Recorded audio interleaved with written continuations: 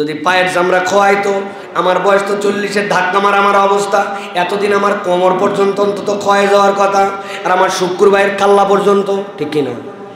রাস্তাঘাটে অন্তত কাল্লা গুলে ঘুরে বেড়াতো। আপনি মনে করলেন আমার রব আমার প্রতি কোনো দয়া করে নাই। আল্লাহ যে কেমন দয়া করছে বান্দা এটা কল্পনার মধ্যে আনতে পারে না, ঠিক কিনা? রব্বুল আলামিনের দয়া এগুলা। আমি তো অনেক সময় বলি 60-70 বছরের মুরব্বী একটু হাসি দেন তো, ই করে বের করে হেসে দিছে, দেখেন আমার দাঁত এখনো ঠিক আছে। ছোট্টবেলায় 1-1.5 বছর বয়সে দাঁত উঠছে, আপনার দাঁত ওঠার পরের থেকে ওই দাঁত বাড়তে বাড়তে হাফ ইঞ্চিতে রব্বুল আমিন আপনাকে দাঁড় করায় দিল। রব্বুল আমিন আপনার দাঁতগুলাকে বার করলো না, কিন্তু আপনি কল্পনা করেন বৃহস্পতিবার শুক্রবার আসলে আপনার নখগুলা কাটা লাগে। কোন আল্লাহ ম্যানেজমেন্টে আপনার নখকে বাড়ায় আর দাঁতকে বাড়ায় না? আপনি একবার হিসাব করলেন না, চুল না কাটলে আমার হয় না। আর এই যে আমার গোঁফ, যে গোপের থেকে মাত্র 4 আঙ্গুল উপরে আমার চোখ আর ভুরুর চুল কোনোদিন কাটা লাগলো না, আর 8 দিনে গোঁফ না কাটলে এলোমেলো হয়ে যায়। আল্লাহ বলছেন ও আহসিন কামা আহসানাল্লাহু ইলাইক, তোমার রব যে তোমাকে কত ধরনের দয়া দেয়া রাখছে বান্দা তুমি কল্পনার মধ্যে আনতে পারো নাই। এই জন্য রবের দয়া বিবেচনা করে তোমার দায়িত্ব হচ্ছে মানুষের প্রতি দয়া করা। সুবহানাল্লাহ। আজকের এই জুমা পূর্ব সংক্ষিপ্ত অধিবেশনে আমরা মূলত কোরআন ও হাদিস থেকে মানব জীবনে করণীয় এবং বর্জনীয়, পালনীয় এবং ত্যাগ করার এরকম 12টি নির্দেশনার বিষয়ে আমরা শুনব। যেই 12টি নির্দেশনার মাঝে মানব জীবনের যাবতীয় কল্যাণ অকল্যাণ আল্লাহ রাব্বুল আমিন ঢুকিয়ে দিয়েছেন। আমরা সংক্ষিপ্ত সময়ে কোরআন সুন্নাহর আলোকে এমন 12টি বিষয়ের আদেশ এবং নিষেধ তথা এই সমাজের মধ্যে আমাদের জন্য এমন কতগুলো এটিকেট, এইগুলো আমরা জানার চেষ্টা করব, যেটার দ্বারা মানব জীবনের মোটামুটি তার সামগ্রিক বিষয়বস্তু আচার আচরণের এর মধ্যে আল্লাহ রাব্বুল আমিন ঢুকিয়ে দিয়েছেন। খুবই গুরুত্বপূর্ণ বিষয়।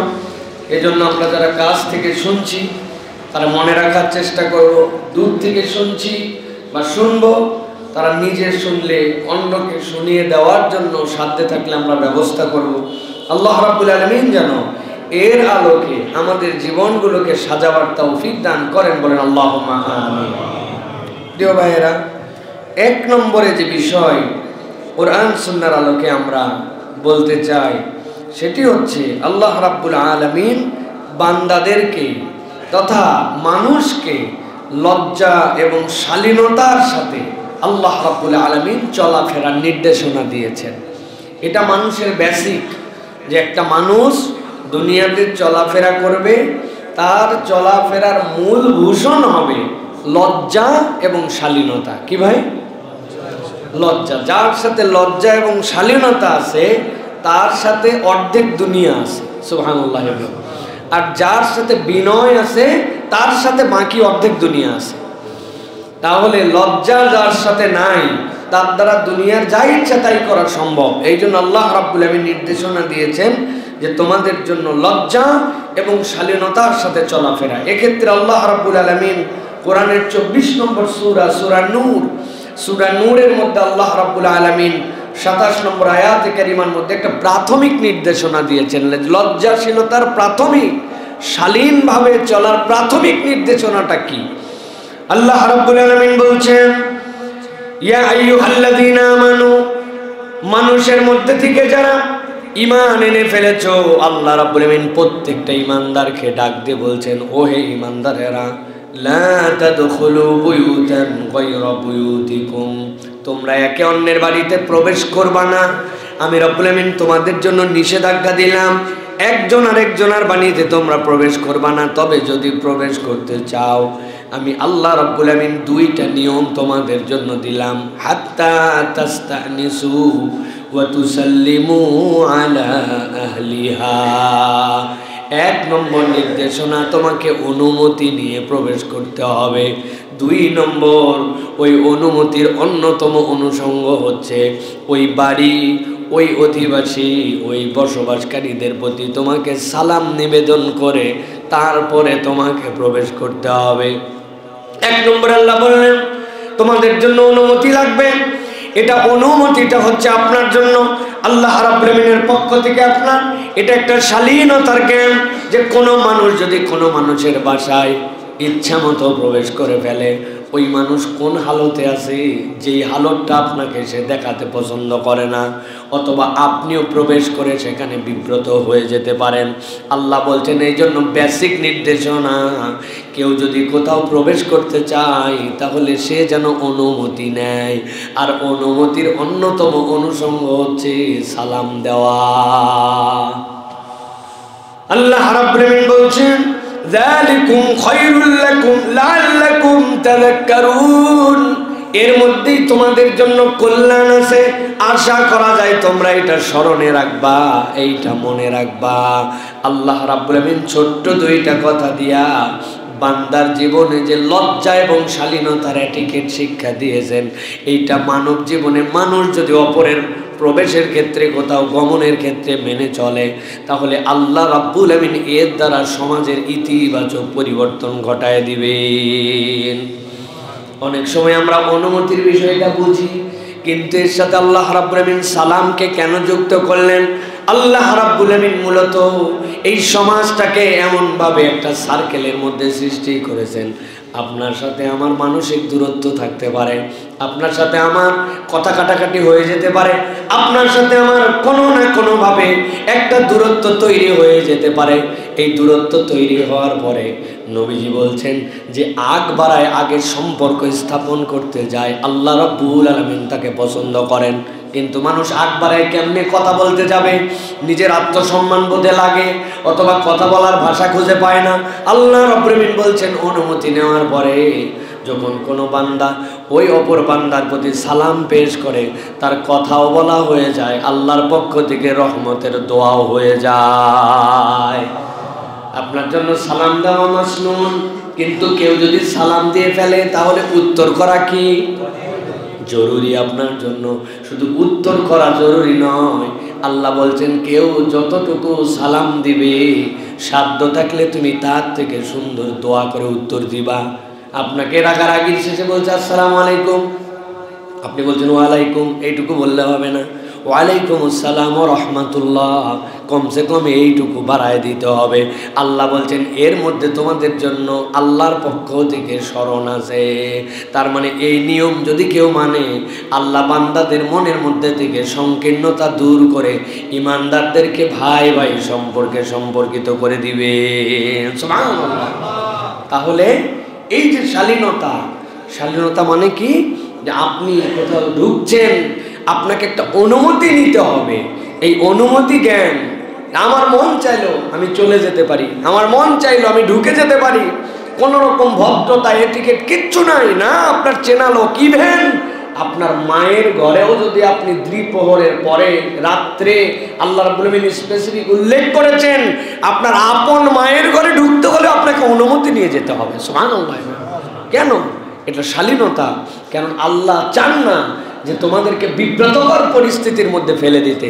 এই জন্য আল্লাহ চান তোমরা সবচেয়ে বেশি শালীন এবং লজ্জাশীল মানুষ হবে। এটা রব্বুল আলামিনের পক্ষ থেকে দেওয়া লজ্জাটা হচ্ছে বান্দার জন্য নিয়ামত। সুবহানাল্লাহ। অতএব এটা আমাদের জন্য 1 নম্বর বিষয়, এটা খেয়াল রাখতে হবে। 2 নম্বরে আল্লাহ রাব্বুল আলামিন কোরআনুল কারীমের 20 নম্বর সূরা তাহা এর 44 নম্বর আয়াতের মধ্যে আল্লাহ রাব্বুল আলামিন বলছেন, বান্দা দুনিয়ার বুকে তোমাকে আমি এক্সেপশনাল করেছি, যাবতীয় সৃষ্টির থেকে রব্বুল আলামিন তোমাদেরকে আলাদা করেছেন। ওই আলাদা আল্লাহ করেছেন অন্যতম একটা নিয়ামত দিয়ে, সেইটা হচ্ছে পৃথিবীর সকল সৃষ্টি যারা আছে প্রত্যেকের সাউন্ড আছে, ওই সাউন্ডটা রব্বুল আলামিন বুঝেন। কিন্তু একমাত্র যেটাকে কথা বলি আমরা, কথা বলার যোগ্যতা আল্লাহ রাব্বুল আলামিন মানুষকে দিয়েছেন। সুবহানাল্লাহ। রব্বুল আলামিন আপনাকে আমাকে কথা বলার যোগ্যতা দিলেন। আমরা মনে করি মুখ দিয়ে কেবল বললেই আমাদের কথা বেরিয়ে গেল, কথা বলাটা এত সহজ নয়। বিজ্ঞান এটার উপরে ব্যাপক গবেষণা করেছে এবং বিজ্ঞানের কাছে আজ পর্যন্ত একদম ক্লিয়ারলি এই কনসেপ্টটাও এখন উদ্ভাসিত হয় নাই। একটা মানুষ কত জটিল প্রক্রিয়ায় তার কথাটা এত র্যান্ডম বলে। সুবহানাল্লাহ।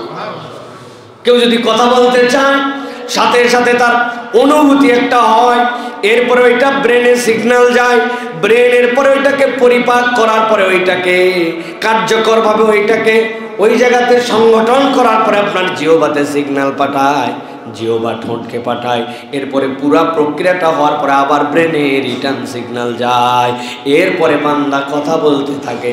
আমি যা যা বললাম এইগুলা সব এই প্রক্রিয়াতেই হচ্ছে, কিন্তু মাইক্রো মাইক্রো মাইক্রো সেকেন্ডের মধ্যে এই কাজটা চলমান আছে। সুবহানাল্লাহ। আল্লাহ রাব্বুল আলামিন বলছেন, যেই কথা বলার যোগ্যতা আমি রব্বুল আলামিন তোমাকে দিলাম, ওই রব্বুল আলামিন আল্লাহ রাব্বুল আলামিন বলছেন ওই কথা বলার জন্য তোমাকে দায়িত্ব দিলাম, মানুষ যেন তার কথাটাকে নম্র করে বলে। এটা আল্লাহ রব্বুল আলামিনের অন্যতম নির্দেশনা। বান্দা মুখ দিছি মানে তোমার কথা যা ইচ্ছা তাই এরকম হবে না, তোমার কথাটা যেন নম্র হয়, ভদ্র হয়।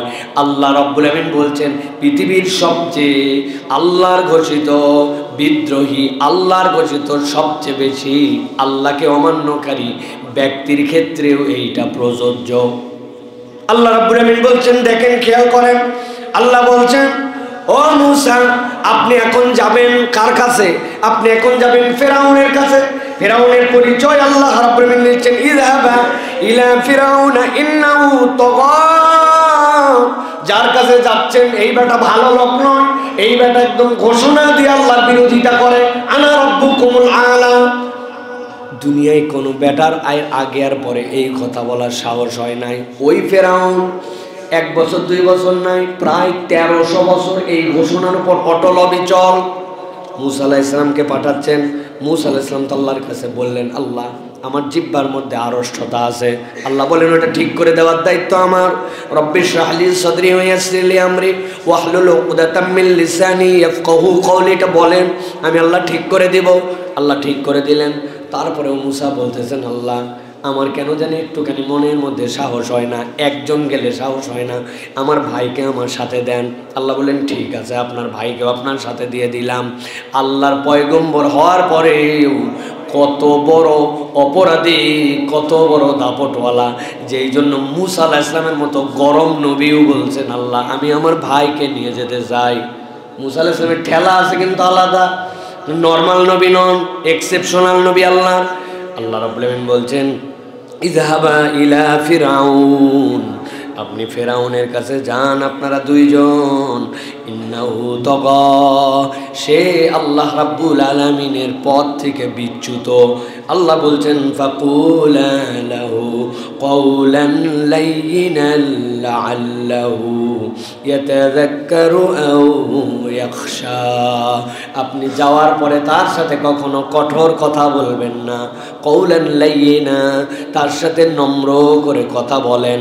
এই আপনার নরম কথাটা আল্লাহ বলছেন এমন প্রভাব বিস্তারণকারী হতে পারে, আশা করা যায় হয়তোবা সে এর দ্বারা ভীত সন্ত্রস্ত হয়ে যাবে। মুফাসসিররা ব্যাখ্যা করেছেন, আপনারা ঘরে যেয়ে পড়ে দেখবেন, আল্লাহ যে বললেন লাআল্লাহু ইয়াতাযাক্কারু আও ইয়াখশা, আল্লাহ যে বললেন আশা করা যায় এই জিকির সে গ্রহণ করবে অথবা ভয় করবে। এইটার ব্যাখ্যা দুই ধরনের। ইয়াতাযাক্কারু মানে পেয়ে যেতে পারে সে হেদায়েত, আর ইয়াখশা মানে আপনার নরম কথাটা তার সামনে বলার দ্বারা আল্লাহ তার অন্তরে এমন প্রভাব বিস্তারক বানাবেন, আপনার উপরে খবরদারি করার তার হিম্মত থাকবে না। আল্লাহু আকবার। বাস্তবেও তাই হয়েছে। ফেরাউন উপরে উপরে যত গরম মারত, মূসা আলাইহিস সালামের কথা বললে সে আর কিচ্ছু বলতে পারতো না। আল্লাহ তার অন্তরের মধ্যে ভীতি ঢোকাই দিয়েছেন। ওটা গরম, ওটা উগ্র, বাজে কথা, নোংরা কথা, হুঙ্কার দিয়া তার সামনে অবাস্তব কথা নয়, বরং ওই কথাটা ছিল নম্র দাওয়াতের নিয়তে আল্লাহ রাব্বুল আলামিনের শিখিয়ে দেওয়া বাক্য। এই জন্য আল্লাহ বলছেন মানুষ যেন কথাবার্তায় নম্র হয়। কথাটা অনেক হার্ড হতে পারে, কথাটা অনেক বলিষ্ঠ হতে পারে, কথাটা অনেক সত্য হতে পারে, কিন্তু ওই অ্যাপ্রোচটা যেন তার নম্রতার মধ্যে হয়। আল্লাহ রাব্বুল আলামিন শিখাচ্ছেন। এই জন্য অভদ্র কথা বলা মানে সব সময় একটা খিটখিটা কথাবার্তা বলা, কেউ একটা কিছু বললেই ছ্যাট করে একটু জ্বলে উঠে কথা বলা, এটা ইমানদারের চরিত্র নয়। বলে ইমানদার কথা বলবে নম্রভাবে। কিভাবে? নম্রভাবে। তার কথার মধ্যে মানুষ একটা ভদ্রতা খুঁজে পাবে।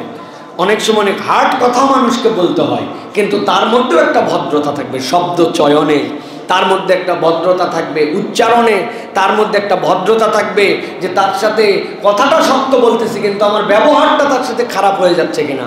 অতএব প্রথমটা শালীনতা লজ্জা, দ্বিতীয়টা হচ্ছে ইমানদারের জীবনের শ্রেষ্ঠ নির্দেশনা যে কথাবার্তায় নম্র হওয়া। কথাবার্তায় কি হওয়া?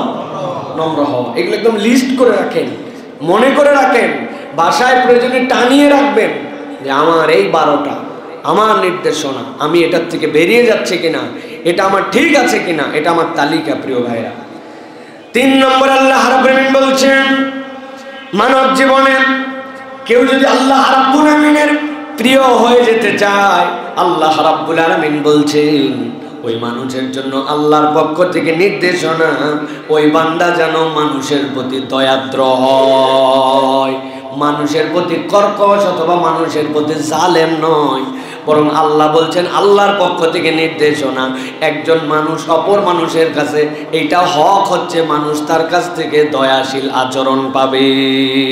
সুবহানাল্লাহ। আল্লাহ রাব্বুল আলামিন কুরআনুল কারীমের 28 নম্বর সূরা কাসাসের মধ্যে আল্লাহ রাব্বুল আলামিন বলছেন ওয়া আহসিন কামা আহসানাল্লাহু ইলাইক ওয়া লা তাবগিল ফাসাদা ফিল আরদ ইন্নাল্লাহা লা ইউহিব্বুল মুফসিদিন। আল্লাহ বলছেন ও দুনিয়ার মানুষ, ও আহসিন, আমি আল্লাহ নির্দেশ দিলাম তুমি বান্দার সাথে দয়াদ্র আচরণ করো, কামা আহসানাল্লাহু ইলাইক, যেরকম ভাবে রব হিসাবে আমি তোমার প্রতি দয়া করছি। সুবহানাল্লাহ। বলেন তো আল্লাহ রাব্বুল আলামিন আমাদের প্রতি কি দয়া করছেন? আল্লাহ রাব্বুল আলামিন আমাদের প্রতি কত ধরনের দয়া করছেন। আমরা যদি আল্লাহর দয়া খুঁজতে যাই, রব্বুল আলামিনের দয়া আমাদের সামনে চোখে ধরা পড়ে না। শুধু আল্লাহ এটা দেয় নাই সেটা দেয় নাই, না দেওয়াগুলো আমার সামনে ধরা পড়ে। কতদিন ধরে চাকরি করতেছি, আমার প্রমোশন নাই, যা কামাই করি সেই কামাই আমার কেন জানি চলে না, যা পড়ি সেইটা কেন জানি আমার মাথায় ধরে না, যা রকম আমি আল্লাহর কাছে প্রত্যাশা করি সেই প্রত্যাশা আমার হয় না, আমি যেরকম বউ চাইছিলাম সেরকম বউটা হয় নাই, মনে করছিলাম হবে, আসার পরে দেখি উল্টা পাল্টা। শুধু রব্বুল আলামিনের কাছে নাই আর নাই আর নাই। তালিকা খুঁজি আমি তাদের জন্য 3টা উদাহরণ জেনারেল দিয়ে থাকি। 1 নম্বর, আল্লাহ আপনাকে কি কি দেয় নাই, এই যে চিন্তাটা আপনি করতে পারতেছেন, যাদের মাথার স্ক্রু ঢিল এই মানুষগুলাকে এই চিন্তাটা করতে পারে। আপনার আমার সমাজে পাগল আছে না ভাই? পাগল আছে তো? 2-1টা দেখাতে পারবেন আমাকে? আমি তো জীবনে কোনো মানুষের পাগল দেখি নাই, সব পাতল লম্বা। করতে আপনি পাগল দেখলেন? বলে হুজুর এইগুলোর স্ক্রু ঢিল, তাই তো নাকি? কোথাতে মানুষের তো স্ক্রুই নাই, তো ঢিল হবে কোন জায়গা থেকে? আসলে আক্ষরিক করতে পাগল আর আক্ষরিক করতে স্ক্রু ঢিল এইটার মানে নয়। যেই মানুষের ব্রেন স্বাভাবিক নয় ওইটাই আমাদের দৃষ্টিভঙ্গিতে পাগল, ঠিক কি না? আপনি আল্লাহ রাব্বুল আলামিন কি কি দেয় না এই চিন্তা করেন, কিন্তু কখনো ভাবলেন না রব্বুল আলামিন আমাকে ওই চিন্তা করার যোগ্যতা দিয়েছেন, এর থেকে বড় নিয়ামত কি হতে পারে? দুনিয়ার মানুষ আমাকে যা ইচ্ছা তাই বলতে পারে, কিন্তু দুনিয়ার মানুষ আমাকে পাগল বলতে পারে না। আল্লাহ বলছেন তোমার যে চিন্তাটা আমার পক্ষ থেকে দেওয়া, এইটা সুস্থ চিন্তা করতে পারে, এর থেকে বড় নিয়ামত তোমার জীবনে আছে নাকি? আমাদের নওগাঁতে, আমার যেখানে বাড়ি, এক ছেলের 8 তলা একটা বিল্ডিং আছে, নাম বলে দিলেও সমস্যা নাই। ওই ছেলের কিন্তু এখন বলতে চাই না। ওই ছেলেটা নিজের গাড়ি 2-3টা মোটরসাইকেল 2-3টা ইচ্ছা মতো চেঞ্জ করে, বাপ মা তার এই সুযোগটা দেয়।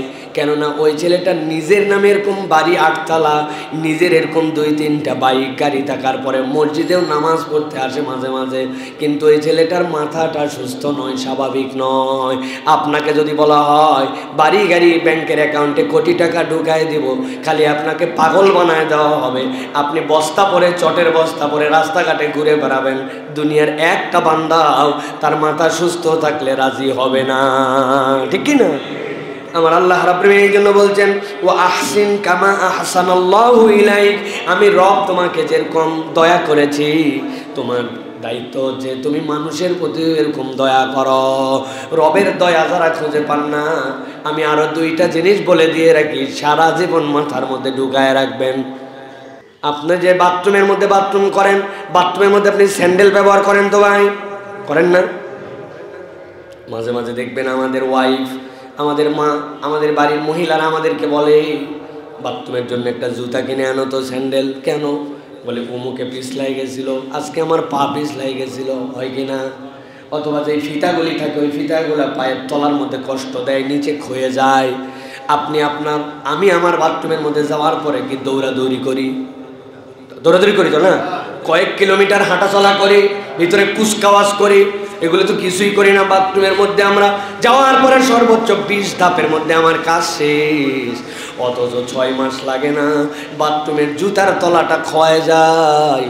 অথচ একটা মানুষ তার ওই বাড়ির মধ্যে সারাদিন খালি পায়ে হাঁটে, রাস্তাঘাটে ঘুরে, বাগান করে, মাঠে কাজ করে, ওই মানুষের জীবনের 80% সময় সে জুতা ছাড়া খালি পায়ে পায়ে ঘোরে। আপনার পায়ের তলের জুতা আপনার বাথরুমে প্রত্যেকদিন 20 ধাপও আপনার নাই, 6 মাসে ক্ষয় যায়। কিন্তু রব্বুল আমিন আপনার প্রতি কেমন দয়া করলেন, আপনার আমার পায়ের চামড়াটা, ওই চামড়াটা দিয়ে দুনিয়ার বুকে 70 বছর ঘুরে বেড়ালাম, কোনোদিন পায়ের চামড়া ক্ষয় গেল না।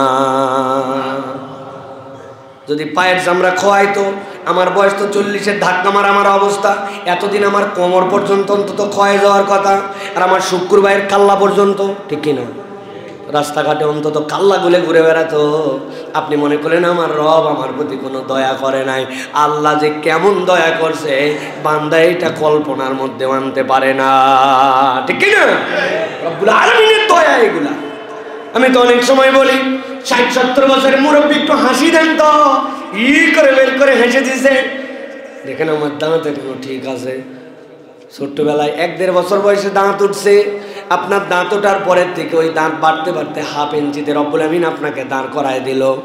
রব্বুল আমিন আপনার দাঁতগুলাকে বার করলো না, কিন্তু আপনি কল্পনা করেন বৃহস্পতিবার শুক্রবার আসলে আপনার নখগুলা কাটা লাগে।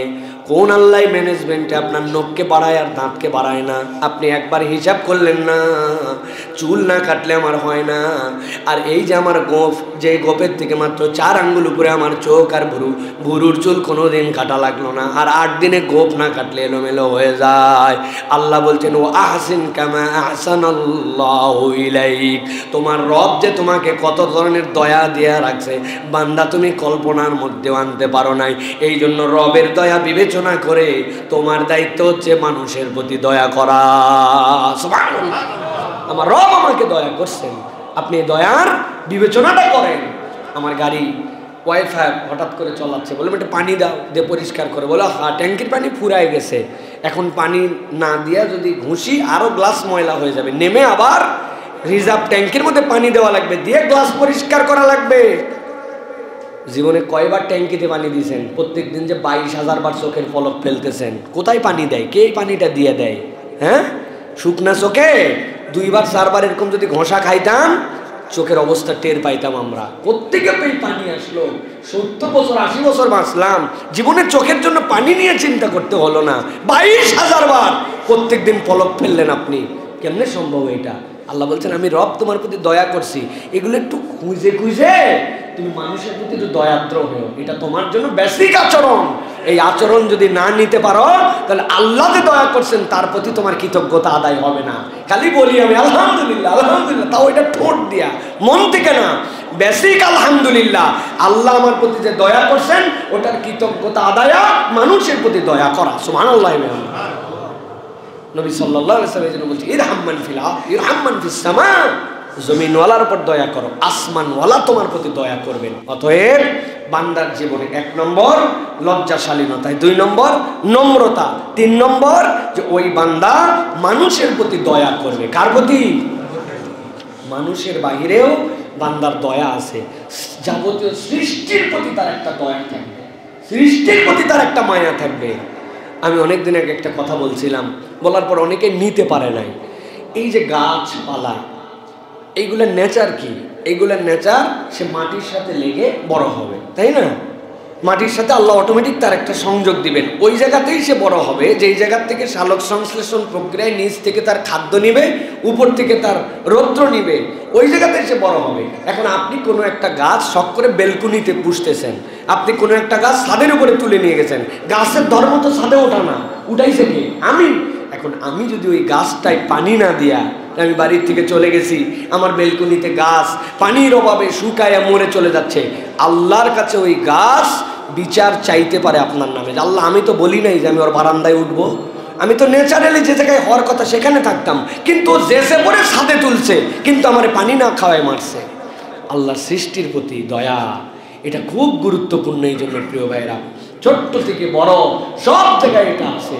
কয়েকদিন আগে এক বাসায় গেছি, যাওয়ার পরে বললাম, আপনার অ্যাকুরিয়াম এত বড়, কিন্তু আপনার মাছ নাই কেন?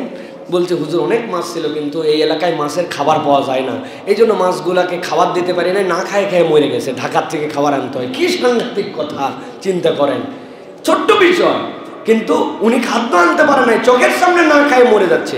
আমি বললাম, ভাই মাছের খাবারই মাছকে খাওয়াতে হবে। কে বলছে? ওর মাছার জন্য তুমি ভাত দিতে পারতেন, চাল দিতে পারতেন, ও খাইয়ে মরুক, কিন্তু আপনি না খাইয়ে মারলেন কেন? বিষয়টা ছোট্ট, কিন্তু হিসাব করে দেখেন সূক্ষ্ম। আল্লাহর সৃষ্টিকে আপনি কষ্ট দিয়ে ফেলছেন। আপনার দায়িত্ব তো এটা দেয় নাই আল্লাহ যে আপনার ঘরের মধ্যে অ্যাকুরিয়াম নেওয়া লাগবে, নিছেন আপনি, এখন ওর জিম্মাদার। ছোট থেকে বড় তাহাজ্জুদ গুজার আল্লাহর বান্দি, বিড়ালকে ছেড়েও দেয় নাই, খাওয়ারও দেয় নাই। নবী বলছেন জাহান্নামে। বুখারীর হাদিস, বুখারীর হাদিস, যে তাহাজ্জুদের নামাজ পড়ে নিশ্চয়ই সে 5 ওয়াক্ত পড়ে না, তাই তো না? 5 ওয়াক্ত পড়ার পরে না তাহাজ্জুদ।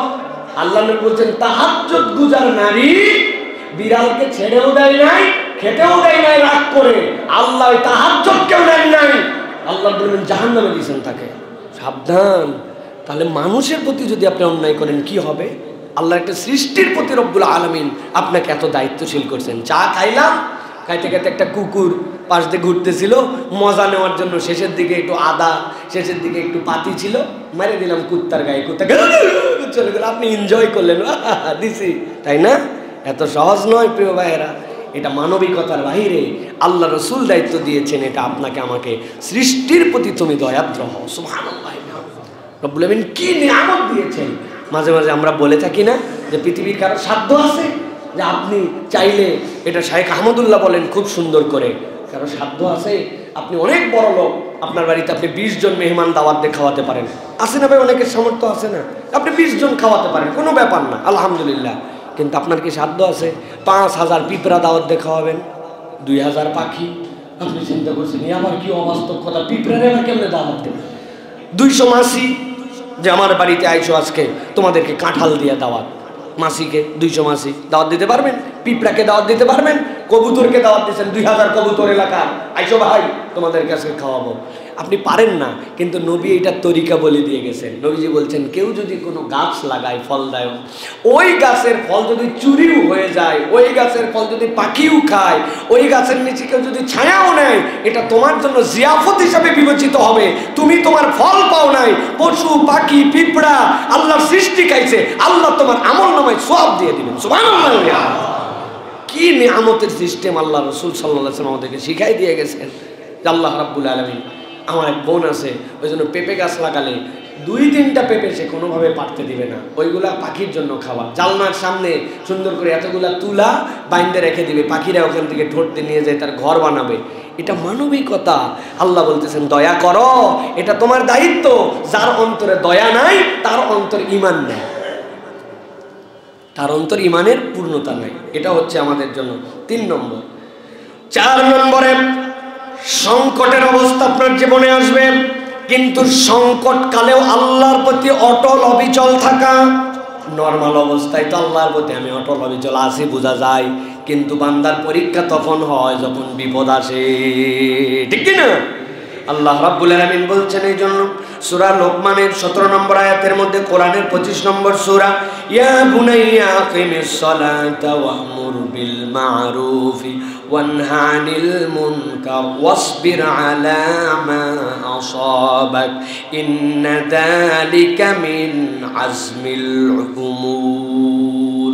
হযরতে লোকমান হাকিম তার সন্তানকে নির্দেশনা দিচ্ছেন, ও আমার বাছাধন, আমি আল্লাহর পক্ষ থেকে তোমার কাছে চিন্তা ভাবনা করে জানাচ্ছি, তোমার কাজ হবে তুমি কখনো নামাজ ছাড়বা না, সৎ কাজের আদেশ বন্ধ করবা না, অন্যায় দেখলে অন্যায় থেকে ফিরাবা।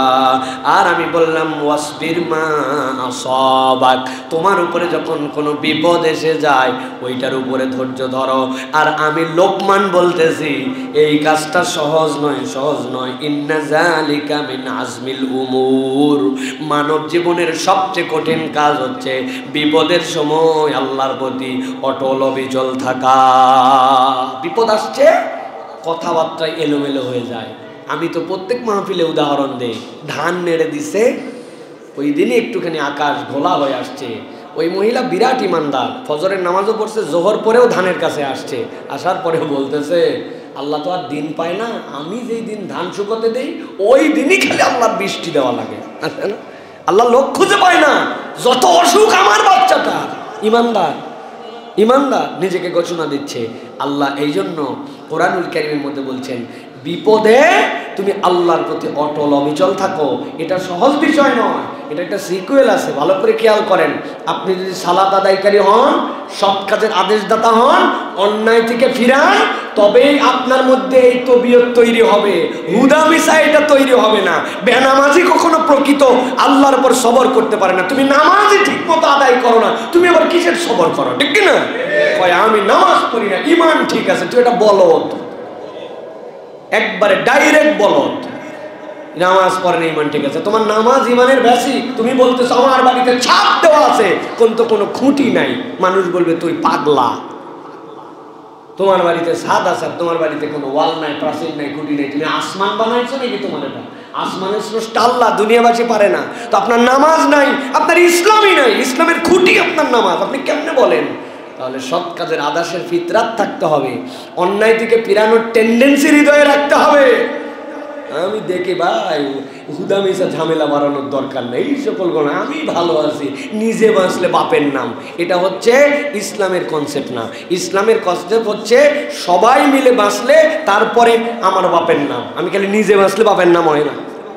ইসলাম আপনাকে এই জন্য সৃষ্টিই করে নাই, কুনতুম খায়রা উম্মাতিন উখরিজাত লিন-নাস, আপনাকে মানুষের জন্য তৈরি করা হয়েছে, আপনাকে নিজের জন্য বানানো হয় নাই।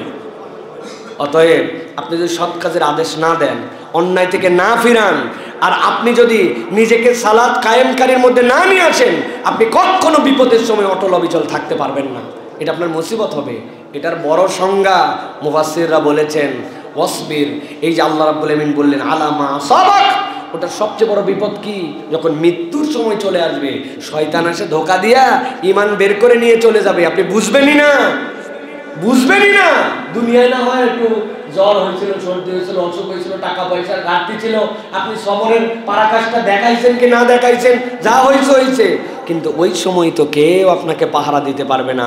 অতএব এই সিকুয়েল যদি আমরা মানি, তাহলে আল্লাহ রাব্বুল আমিন আমার অন্তরের মধ্যে ওই স্থিরতা দান করে দিবেন। এই জন্য প্রিয় ভাইরা, বিপদে আপদে আল্লাহ রাব্বুল আলামিনের প্রতি তাওয়াক্কুল করতে হবে, এটা বান্দার জীবনের অন্যতম দায়িত্ব। প্রিয় ভাইরা, এরপর আল্লাহ রাব্বুল আমিন বলছেন মানুষকে অবজ্ঞা করা যাবে না।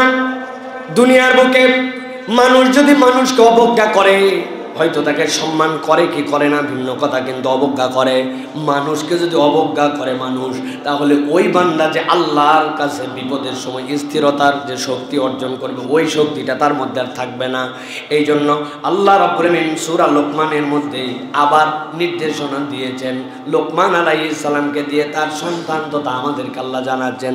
কোরআনের 31 নম্বর সূরা, এই সূরার 18 নম্বর আয়াতের মধ্যে আল্লাহ রাব্বুল আমিন বলছেন ওয়ালা তুসাইর খাদ্দাকা লিন-নাস ওয়ালা তামশি ফিল আরদি মারহা ইন্নাল্লাহা লা ইউহিব্বু কুল্লা মুখতালিন ফাখুর।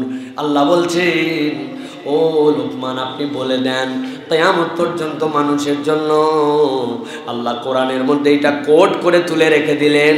লোকমান আলাইহিস সালাম থেকে কালো মানুষ, বেটে মানুষ আল্লাহর দুনিয়ার সৃষ্টিতেই কম ছিল।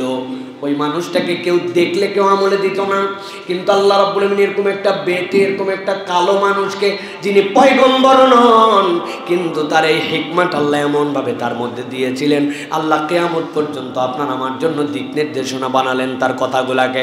আল্লাহ বলছেন ওয়ালা তুসাইর খাদ্দাকা লিন-নাস, আপনি আপনার গালকে কখনো মানুষের জন্য গালি কারক হিসাবে বানাবেন না। 2 নম্বর, ওয়ালা তামশি ফিল আরদি মারহা, এই জমিনের বুকে ভাব সাপ দেখায়া জমিনের বুকে দাম্ভিকতা নিয়ে চলবা না। তাহলে মুখটাকে গালি এই মুক্ত করে দিতে হবে, যে মানুষকে আমি একদম হেয় করি, মানুষকে অবজ্ঞা করি। অবজ্ঞার ক্ষেত্র কয়টা? 2টা, একটা কথায় আরেকটা হচ্ছে আচরণে। আল্লাহ বলতেছেন কথাটা তোমার যেন কখনো মানুষকে হেয় করে না হয়, মুখ ভর্তি গালি, কথা বললে অবজ্ঞা, ধরনটা এমন যে মানুষকে গুনেই না, এরকম একটা ভাব নিয়ে চলাফেরা করে।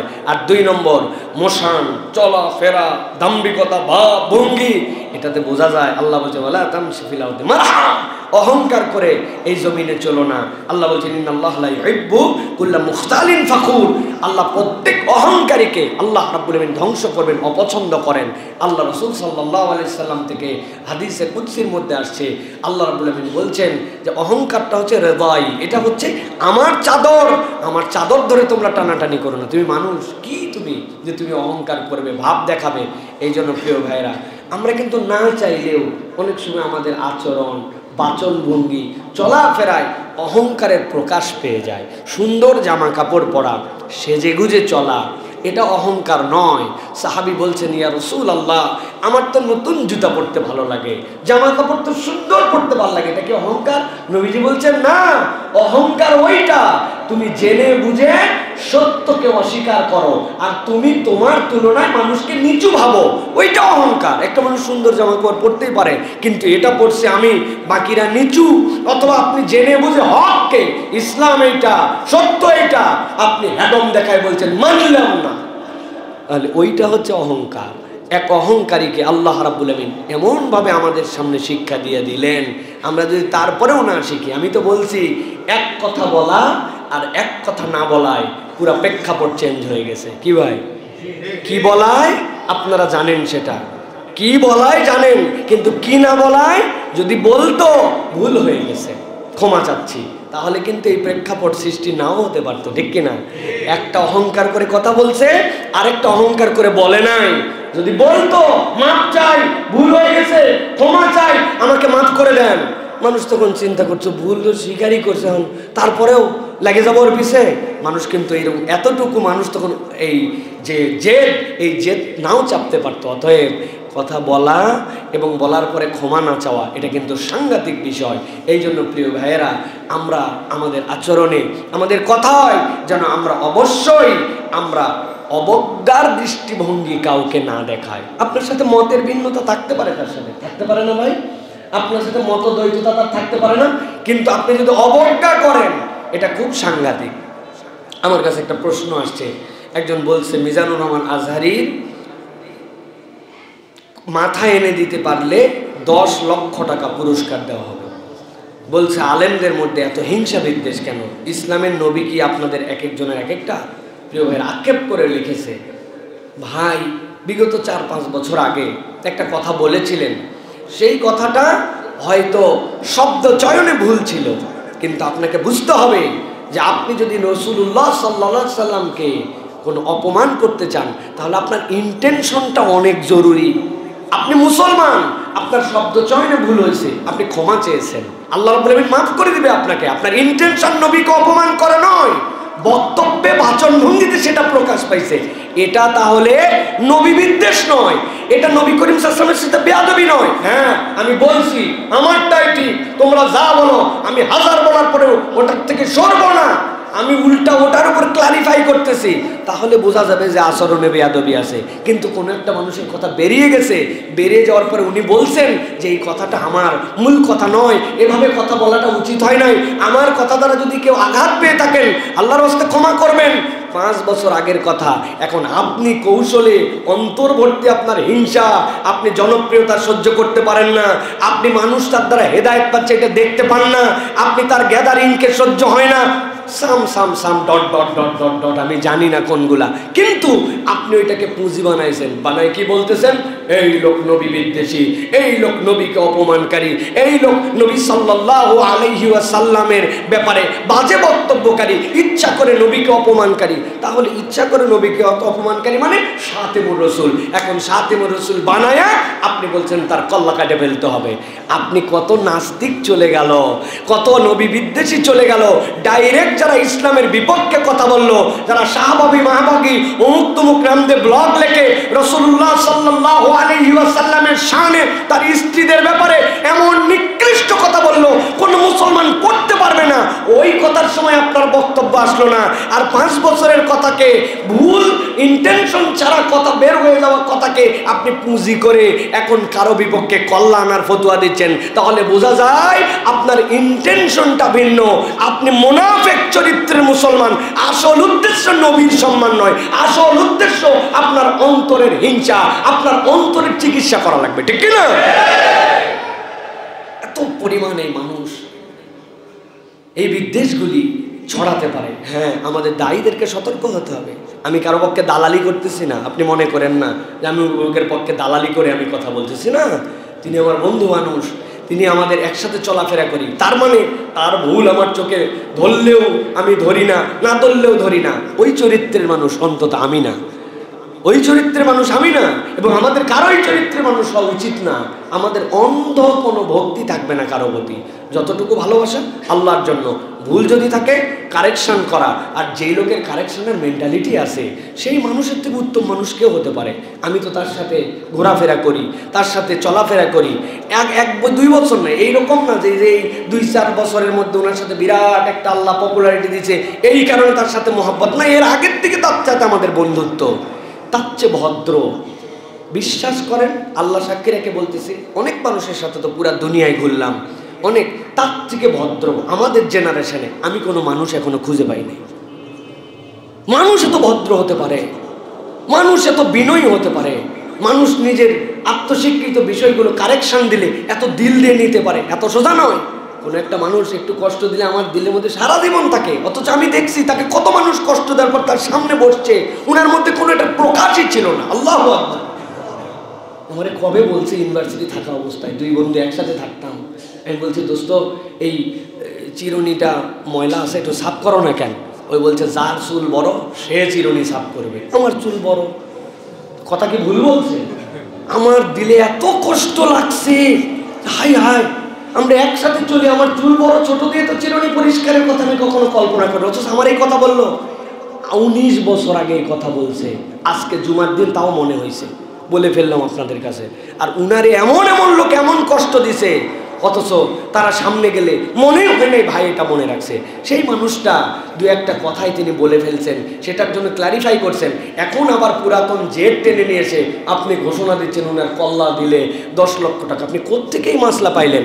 এগুলার বিপক্ষে আইনানুগ ব্যবস্থা নেওয়া উচিত, সব কিছু ছেড়ে দেওয়া উচিত নয়। এদের নামে জিডি করে ধরে নিয়েছে, এদেরকে বিচার করা উচিত। আপনি বিচার নিজের হাতে তুলে নিচ্ছেন মানে আপনার এত বড় সামর্থ্য কে দিল? আপনি ব্লগার দেখতে পান নাই, নাস্তিক দেখতে পান নাই, নবীর স্ত্রী নিয়ে বাজে কথা বলছে তখন আপনার মন্তব্য ছিল না, তাদের কাল্লার ঘোষণা দেন নাই। আর এই লোক মুসলমান, নিজে আল্লাহর রসুল প্রেমী, নিজের আল্লাহ রসুলের শানে মানে হাজার হাজার তার বক্তব্য আছে, একটা বক্তব্য তার ভুল হয়েছে সেটাকে তিনি ক্লারিফাই করছেন শব্দ চয়নে, তাও আপনি তার কাল্লা নিতে যাচ্ছেন। মানে কি? মানে আপনি 2 নম্বর ধান্দাবাজ। আমাদের তো সন্দেহ হয় যে বাংলাদেশে যেরকম আনসার ডট ডট এরপরে অমুক ডট ডট রিক্সাওয়ালা ডট ডট আসছিল না, এনারা মনে হয় হুজুর ডট ডট, ঠিক না? ওই পক্ষের বাস্তবায়ন করার জন্য এজেন্ডায় নামছে যে কোনোভাবে তো ঠেকানো যাচ্ছে না, এখন আমরা হুজুর ড্যাশ ড্যাশ হয়ে নামি, ঠিক কি না? আল্লাহদেরকে হেদায়েত দেখ, তবে হেদায়েত দেওয়ার সাথে সাথে আইনানুগ ব্যবস্থা নিতে হবে। আমরা সরকারের কাছে আবেদন জানাবো, এইরকম কথাবার্তা বলার পরে জনসম্মুখে পাবলিকলি যে কথা যায় ওটার বিচার হওয়া দরকার। এই জন্য প্রিয় ভাইয়েরা, মানুষকে অবজ্ঞা করতে হয় না, মানুষকে অবজ্ঞা করো না। ওই প্রসঙ্গে কিন্তু এই কথা বললাম প্রিয় ভাইয়েরা। এরপরে সংক্ষেপে বলে দেই, দীর্ঘ সময় চলে যাচ্ছে। কণ্ঠস্বরকে নিচু রাখা, আমি যে অবজ্ঞা করব না, এটার প্র্যাকটিস কি? এটার আরেকটা প্র্যাকটিস হচ্ছে কণ্ঠস্বরকে নিচু রাখা। আল্লাহ রাব্বুল আলামিন সূরা লোকমানের মধ্যেই বলেছেন, ওয়াকসিদ ফি মাশিক ওয়াগদুদ মিন সাউতিক ইন আনকারাল আসওয়াতি লা সাউতুল হামির। বলতেছেন তুমি চলাফেরার ক্ষেত্রে মধ্যম পন্থা অবলম্বন করো। কিরকম পন্থা? মধ্যম পন্থা মানে তোমার চলাফেরায়, হ্যাঁ আমার সামর্থ্য আছে, আমি পড়তে পারি মানেই একবারে যা ইচ্ছা তাই, এরকম না, এটা যেন না হয়। মধ্যম পন্থা অবলম্বন করো। আর তোমার কণ্ঠকে তুমি নিচু রাখো। কণ্ঠ নিচু রাখা মানে কি? মানে এমনভাবে কথা বলবো কেউ যদি শুনতেই না পায়, তাই কণ্ঠ নিচু রাখা মানে সত্য যদি প্রকাশিত হয়ে যায় ওর উপরে তর্কাতর্কি করো না, চুপ মেরে যাও।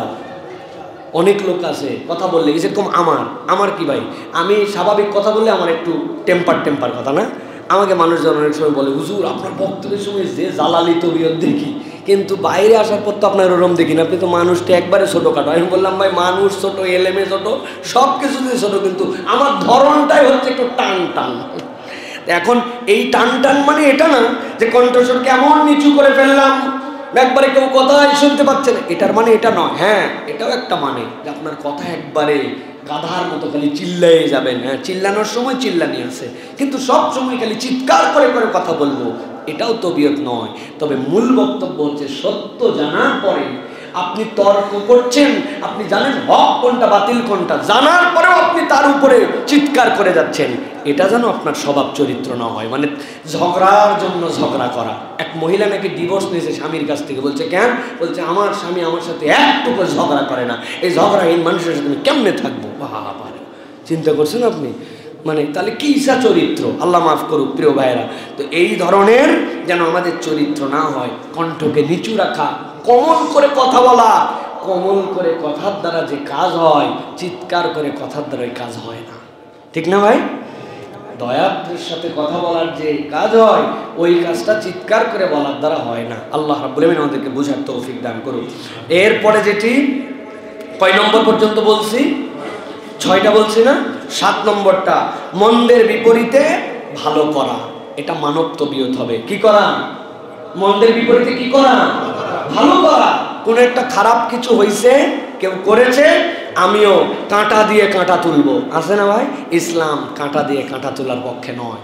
ইসলাম আপনাকে বলছে ওয়ালা তাস্তাউিল হাসানাতু ওয়ালাস সাইয়্যা ইদফা বিল্লাতী হিয়া আহসান ফাইদাল্লাযী বাইনাকা ওয়া বাইনাহু আদাওয়াতুন কাআন্নাহু ওয়ালিয়্যুন হামীম। আল্লাহ হামিম সিজদার 34 নম্বর আয়াতের মধ্যে বলছেন, ও বান্দারা আমি তোমার জন্য একটা সূত্র বলে দিলাম। a+b যেরকম সূত্র আছে, a³ b³ এর সূত্র আছে আপনার জন্য। আল্লাহ বলছেন আমি তোমার মানব জীবনে একটা সূত্র ঢুকাই দিলাম। কি সূত্র? আল্লাহ রাব্বুল আলামিন বলছেন ওয়ালা তাস্তাবিল হাসানাতু ওয়ালাস সাইয়্যা, তুমি ভালো মন্দকে কখনো সংমিশ্রণ করে ফেলো না। ভালো ভালোর জায়গায়, মন্দ মন্দর জায়গায়।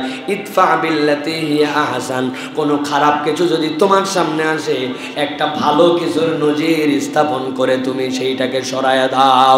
তোমার মধ্যে যদি এই কালচার হয়, আল্লাহ বলছেন দুনিয়ার সবচেয়ে শত্রু যেইটা মনোভাবাপন্ন ছিল, আল্লাহ বলছেন কান্নাহু ওয়ালিয়্যুন হামীম, আল্লাহ তোমাদের মধ্যে এমন একটা বন্ধন বানায় দিবেন যেটা চিন্তাও করতে পারবা না। সুবহানাল্লাহ। আল্লাহ বলছেন তোমার ওই শত্রু ভাবাপন্ন মানুষটা তোমার দোস্ত হয়ে যাবে, বন্ধু হয়ে যাবে। লোকজন আসে আপনাকে বলে উমুকে আপনার বিপক্ষে কথা বলছে, তুমুকে আপনার বিপক্ষে কথা বলছে, আপনি তাকে কি বলছেন? হ্যাঁ তুমিও যাই কিছু বলো। আপনি তারে বলবেন ও বলছে ওর কথা, তুই কি জন্য আমার কাছে লাগাতে আসছিস? খবরদার তুই আমার কাছে আসবে না, তুই তো ভালো মানুষ না। সেটা তার কাছে, সে বলছে, সে নাও বলতে পারে, আমি তো কানে শুনি নাই, তুমি কেন আমার কাছে বলতে আসছো?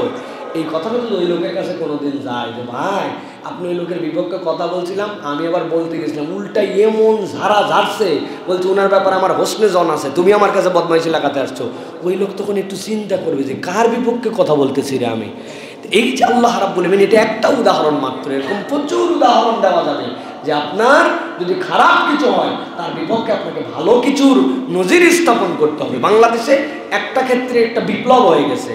আগে মাঠে ঘাটে বন্দরে বিভিন্ন প্রান্তরে বিভিন্ন সিজনে দেখতেন গান বাজনা হই হুল্লোড় যাত্রা পালা, হ্যাঁ উমুক তুমুক এইগুলো হতো। আল্লাহর দয়ায় কোরআনের আয়োজনে যুবকরা সম্পৃক্ত হয়ে এমন একটা পরিবর্তন হয়েছে, এখন ওরা নিজেরাই বলে যা হা আগে কি সুন্দর দিন কাটাইতাম, হ্যাঁ আগে কি সুন্দর দিন, যাত্রা পালা গান মান চলতো, এখন নাকি এগুলা নাই, এই জন্য ওনাদের আক্ষেপ হয়। তো এটার জন্য তো আমাদের নতুন করে যাত্রার বদলে যাত্রা দেওয়া লাগে নাই। আপনি তার বদলে কোরআনের মাহফিল করছেন, আপনি সিরাতের প্রোগ্রাম করেছেন, ওয়াজ মাহফিল করেছেন, ইসলামিক কনফারেন্স করেছেন, আল্লাহ খারাপটাকে ওখান থেকে দূর করে দিছে। অন্তত অনেকে বলে নামাজ কালাম পরে কম, অমুক করে তমুক করে, ওই ছেলেরা বিড়ি খায় আবার মাহফিল করে। ওরে ভাই, যেই ছেলেগুলা এইটুকু কম আছে, অন্তত ওই ছেলে তো হারাম কাজের মধ্যে যায় নাই, ওই একদিনের ওসিলাই তো ওই ছেলেগুলো ওখান থেকে এটা দূর করছে। তা আপনি এটাকে অ্যাপ্রিসিয়েট করেন, আর ভালোর দিকে কিভাবে আরো প্রোগ্রামিং করা যায় ওই চিন্তা করেন। অর্ধেক গ্লাস পানি দুইটা দৃষ্টিভঙ্গিতেই দেখা যায় না। কি বলে অর্ধেক গ্লাস ফাঁকা আর অর্ধেক গ্লাস ভরা, দুইটার কথার মধ্যে কোনো পার্থক্য আছে? আপাত দৃষ্টিতে পার্থক্য নাই, কিন্তু পজিটিভিটির মধ্যে পার্থক্য আছে। আপনি এটার মধ্যে আপনি কি ধরনের দৃষ্টিভঙ্গিতে দেখতেছেন এটার পার্থক্য আছে। ভাই অর্ধেক গ্লাস ভরা মানে বাকি অর্ধেক। এখন একজন ফজর পড়ে নাই, বাকি 4 ওয়াক্ত পড়ছে, বলছে যে তোর তো ফজরই নেই, তোর আবার কিসের নামাজ শুরুই হয় নাই, তো তোর সব শেষ, ঠিক না? আর আপনি যদি বলেন যে ভাই তুই 4 ওয়াক্ত তো পড়েই ফেলছিস, খালি ফজরটা হলেই পূর্ণ হয়ে যাবে, তাহলে এটাও দৃষ্টিভঙ্গি। তো দায়িত্ব দৃষ্টিভঙ্গি হবে এইটা যে আপনি তাকে পজিটিভ জিনিস দিয়ে তাকে আপনি কল্যাণের দিকে নিয়ে আসবেন। আল্লাহ রাব্বুল আমিন এটা আপনার আমার জন্য দায়িত্ব দিয়েছেন। অতএব মন্দের বিপরীতে ভালো করা, এরপরে পরামর্শ করে কাজ করা। আল্লাহ রাব্বুল আমিনের নির্দেশনা মানব জীবনের যতগুলা করণীয় আর যতগুলা বর্জনীয় আল্লাহর পক্ষ থেকে সবচেয়ে ইম্পর্টেন্ট তম একটা হচ্ছে পরামর্শ করে কাজ করা।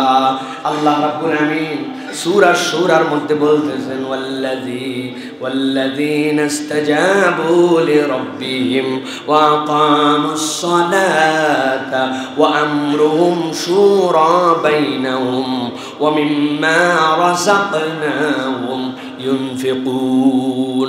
আল্লাহ বলছেন আমি রব্বুল আমিন ওই বান্দাগুলা, যেই বান্দাগুলা আল্লাহর ডাকে সাড়া দিতে চায়, আল্লাহ বলছেন তাদের জন্য দায়িত্ব হচ্ছে 1 নম্বরে তারা সালাত কায়েমকারী হবে, 2 নম্বরে তারা যে কাজ করবে ওই কাজটা পরামর্শের ভিত্তিতে করবে, আর 3 নম্বরে আল্লাহর দেওয়া রিজিক থেকে তারা খরচ করবে। এই চরিত্রের মানুষ হবে যারা আল্লাহর ডাকে যেন দিল তারা সারা। সুবহানাল্লাহ। আপনি কাজ করবেন পরামর্শের ভিত্তিতে। আপনার পরামর্শের মেম্বার কারা?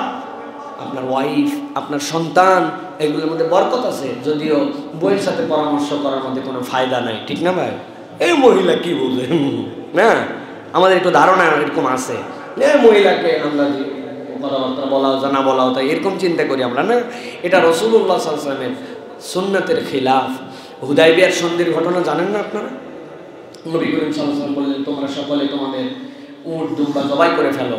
কেউ নবীজির কথা শুনে নাই মানে ইনকার করার অর্থে নয়, মানে তারা চিন্তা করছে নবী তো করেন নাই, আমরা অতএব অমান্য করতেছে না, কিন্তু কেউ পালন করতেছে না। এইটা নবীজি মনের দুঃখে ঘরে গেছেন, নবীর স্ত্রীকে বললেন দেখছো আমি সবাইকে বললাম ইহরাম ছাড়ো, জবাই করো তোমাদের পশু, ওরা তো কেউ এখনো উমরা করে নাই, কিন্তু এটা ছাড়তেছে না।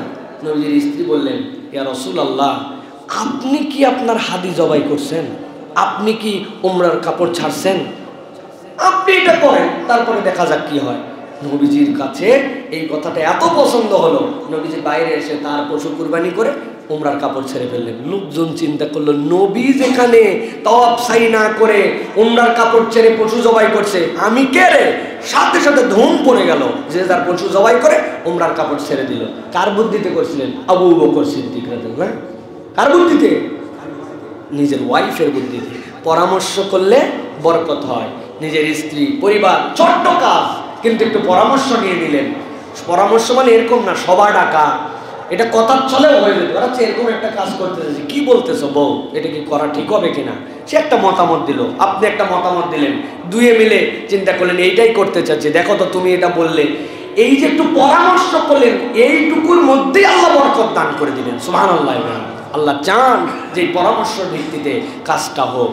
পরামর্শ আল্লাহ রাব্বুল আলামিনের দেওয়া আপনার আমার জন্য একটা সুন্নাহ আমল। এই জন্য এই পরামর্শ করে আমাদের কাজ করার জন্য চেষ্টা করতে হবে। এরপরে সন্দেহ প্রবণতা মানব জীবনের অন্যতম বর্জনীয় কাজ। কি ভাই? সন্দেহ প্রবণতা বলেন না একটু। সন্দেহ প্রবণতা। আল্লাহ কোরআনের কালিমের মধ্যে বলেছেন, কোরআনের 49 নম্বর সূরা, সূরা হুজরাত, মানব জীবনের যত নির্দেশনা, এই নির্দেশনার অন্যতম নির্দেশনাগুলো 3টা সূরার মধ্যে চলে আসছে, সূরা জুমআ, হুজরাত আর সূরা নিসা। এর মধ্যে আল্লাহ রাব্বুল আলামিন ম্যাক্সিমাম এটিকেট মানুষকে শিখিয়ে দিয়েছেন। সূরা হুজরাত আল্লাহ বলেছেন, ইয়া আইয়ুহাল্লাযীনা আমানু ইসতানিবু কাসীরাম মিনাজ-যন্নি ইন্না বা'দাজ-যন্নি ইসম। ও মানুষেরা, তোমরা অধিক অধিক ধারণা করা, প্রেডিকশন করা, এটা বাদ দিয়ে দাও, এটা তোমাদের গুনার অংশ। ইন্না বা'দাজ-যন্নি ইসম, তোমাদের কতক ধারণা চূড়ান্ত গুনাহ। মানে আপনি ধারণা, আপনি বোঝেন ভালো করে, উম্মতে মুহাম্মাদের শ্রেষ্ঠত্বের 2টা দিকের কথা আমি সব সময় বলি, মনে আছে আপনাদের? কি বলেন তো ভাই? একটা হচ্ছে সকল উম্মতের থেকে আল্লাহ এক্সেপশনাল কুরবানির দিক দিয়ে আমাদেরকে করছেন। আগের উম্মতের কুরবানি রেখে আসতে হতো, যদি পুড়ে যাইতো তাইলে কুরবানি কবুল, আর না পুড়লে আগুন এসে কুরবানি কবুল না। আমাদের ওরকম কিছু নাই, জবাই করে দিলাম, বাকিটুকু আল্লাহর সাথে যাই হবে। যদি কুরবানির গোশত রাখা লাগতো মাঠে মাঠে, তো বাংলাদেশ গন্ধ হয়ে যেত। কি আমাদেরগুলো মনে হয় পুড়তো যে হালাল হারামের মিশ্রণ আমাদের খামাইয়ের মধ্যে। আর 2 নম্বর, উম্মতে মুহাম্মদী ইন্টেনশন যদি পজিটিভ করে, নিয়ত, আল্লাহ সওয়াব দেন, কিন্তু গুনার নিয়ত করলেও গুনাহ লেখা হয় না। জানেন না এটা? আগামী ঈদে একটা সিনেমা দেখিব, ফুল ফ্যামিলি নিয়ে, স্টার সিনেপ্লেক্সে, এখন থেকে নিয়ত করছে 90 দিন পরের, কিন্তু ঈদের দিন জ্বর আসছে জন্য যেতে পারে নাই, তাছাড়া যাইতো। এই যে 90 দিনের নিয়ত, গুনাহ হবে না? গুনাহ নাই। কিন্তু আল্লাহ মাসালে 2030 সালে হজে যাব, টাকা জড়ো করতে শুরু করছি, কয় টাকা? 5 টাকা রাখছি আজকে। আল্লাহ আপনার নিয়তের কারণে 2030-এর আগে মরে গেলেও আল্লাহ চাইলে আপনাকে হজের সওয়াব দান করে দিবেন। এটা কেন বললাম? এটার সাথে কি সম্পর্ক? আল্লাহ বলছেন, তোমরা ধারণা করো না, ইন্না বা'দাজ-যন্নি ইসম। এই একটা ক্ষেত্রে বান্দা যদি সন্দেহ করে, মানুষের ব্যাপারে ধারণা করে, আল্লাহ ওটা তোমার জন্য গুনাহ হিসাবে লিখে দিতে পারেন। যেই আল্লাহ তোমার অন্যায় নিয়তকেও আল্লাহ তোমার গুনাহ লেখেন না, কিন্তু আল্লাহ সেই আল্লাহও চান না যে তুমি কার প্রতি সন্দেহ করো, এটা তোমার জন্য গুনাহ লেখা হয়ে যাবে। তুমি কেন সন্দেহ করলে? অন্তরের আমল। অতএব মনে হয় লোকটা খারাপ, মনে হয় এই লোকটা এই কাজ, এই মনে হয়, ডেঞ্জারাস খারাপ জিনিস এইটা। মানুষের মধ্যে বিদ্বেষ, শত্রুতা, হিংসা, এগুলো তৈরি করার জন্য ওস্তাদ এই আইটেম। অতএব সন্দেহ প্রবণতা থেকে বেরোতে হবে। আমার মা বোন যারা শুনতেছেন, এটা মা বোনদের মধ্যে আরো সাংঘাতিক রোগ। এটা কে কোন উদ্দেশ্যে কি করলো না করলো, উনি সারাদিন খালি টেনশন করতেছে আর সন্দেহ করতে। খবরদার, যারা আমার কথা শোনেন, আমাদের কথা শোনেন, সন্দেহ প্রবণতা এটা অনেক সময় মানসিক রোগগ্রস্ত বানায় দিবে। আপনি মানসিক সাইকোলজিক্যাল প্রবলেমের মধ্যে ঢুকে যাবেন, এত খারাপ। আল্লাহ বলছেন, ইন্না বা'দাজ-যন্নি ইসম, এটা তোমার অন্তরের মধ্যে দাগ ফেলে দিবে। অতএব সন্দেহ প্রবণতা না, সাথে সাথে লা হাওলা ওয়ালা কুওয়াতা ইল্লা বিল্লাহ, আউযু বিল্লাহি মিনাশ শাইতানির রাজিম, আস্তাগফিরুল্লাহল আযীম। এই 3টা করবেন আর বলবেন, আল্লাহ তুমি আমাকে সন্দেহ থেকে বাঁচাও, এটা শয়তান আমার মধ্যে সৃষ্টি করতেছে। আল্লাহ রাব্বুল আমিন আমাদেরকে হেফাজত করুক। প্রিয় ভাইয়া, এরপরে যেটা বলবো সেটা হচ্ছে যে মেহমানকে সম্মান করা। কি? মেহমানকে সম্মান করা। ডিটেলস আলোচনা এটা, আজকে ডিটেলস বলবো না, শুধু ছোট্ট একটু ইব্রাহিম আলাইহিস সালামের একটা আয়াতে কারিমাতে হিন্স দিয়ে দিতে চাই। মানব জীবনে কেউ যদি কোনো অসাধ্য বিষয় তার লাইফে পেতে চায়, তাহলে মেহমানকে সম্মান করার কোনো বিকল্প নাই। বলবেন হুজুর দলিল দেন, দলিল দেন ভালো করে। সূরা যারিয়াত 24 থেকে 27 নম্বর আয়াত। আল্লাহ রাব্বুল আলামিন বলছেন, হাল আতাকা হাদিসু দাইফি ইব্রাহিম আল মুকরামিন। নবীজি ইব্রাহিমের সম্মানজনক ফেরেশতাদের খবর কি আপনি জানেন নাকি? ইজদাখালু আলাইহি ফাকালু সালামা। তারা যখন ইব্রাহিম আলাইহিস সালামের কাছে আসলো, আসসালামু আলাইকুম। ইব্রাহিম আলাইহিস সালাম দেখলেন এইগুলার চেহারার মধ্যে সফরের চিহ্ন নাই, আবার আমার এলাকারও মানুষ নয়। কি আজব ব্যাপার, কেমন করে এরকম মানুষজন আসলো? যাই হোক, এসেই গেছে যখন, সাথে সাথে তিনি বললেন, ক্বালা সালামুন কওমুন মুনকারুন, অচেনা মানুষদের প্রতিও আল্লাহর পক্ষ থেকে সালাম। আল্লাহ বলছেন এরপরে আমার নবী পয়গম্বর কি করলেন জানেন? হে নবী, ফাযাকা ইলা আহলিহি ফাজাআ বিইজলিন সামিন, এরপরে তিনি পরিবারের কাছে চলে গেলেন আর ওদেরকে বলেন একটু বসো, আসতেছি আমি আসতেছি, একটু বসো। যাওয়ার পরে বলেন আমার পয়গম্বর ইব্রাহিম কি নিয়ে আসছেন জানেন? এমন একটা গরু, যেই গরু নিজে বাছুর এখনো দেয় নাই, আবার মায়ের দুধও খায় না, এইরকম একটা বাছুর গরু আস্ত ভুনা করে অপরিচিত মেহমানের সামনে হাজির করে দিছে। আল্লাহ বলছেন এই খবর জানেন আপনি পয়গম্বর? আসার পরে ফাকাররাবাহু ইলাইহিম ক্বালা লা তাকুলুন, তার সামনে আসলেন, আসার পরে বললেন আপনারা কি খাবেন না? বলছে আমরা খাবো না, আমরা আল্লাহর পক্ষ থেকে ফেরেশতা হিসেবে আসছি। ফেরেশতা হিসেবে আসছেন কেন? বলে আল্লাহ আপনাকে এই বয়সে একটা সন্তান দিবেন, ইসহাককে আপনাকে দান করবেন আল্লাহ। না না না, আমার বয়স হয়ে গেছে, আমার স্ত্রী বন্ধা হয়ে গেছে, কেমনে এটা সম্ভব? আন্দাজে একটা কথাবার্তা, এই সময় আমার সন্তান কেমনে হয়? ইব্রাহিম আলাইহিস সালাম নিজের ওজর কাহি দিয়েছেন, অস্বীকার করেন নাই। ফেরেশতারা বলছে আপনার চিন্তা করার দায়িত্ব নয়, দায়িত্ব আল্লাহ রব্বুল আমিন খাযালিক, আল্লাহ ওইভাবে আপনাকে দিবেন। সুবহানাল্লাহ। এটার সাথে কেন এই কথা বললাম?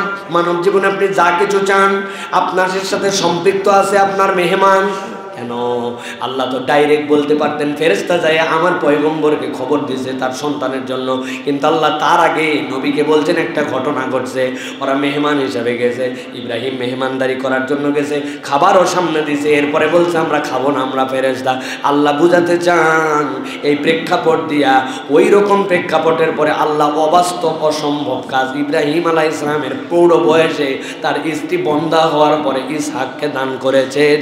তোমার জীবনে যত কঠিন সমস্যা থাক, যত বড় চাহিদা থাক, তুমি যদি মেহমান নেওয়াজ হও আল্লাহ তোমার জীবনে এই বরকত দিয়ে দিবে।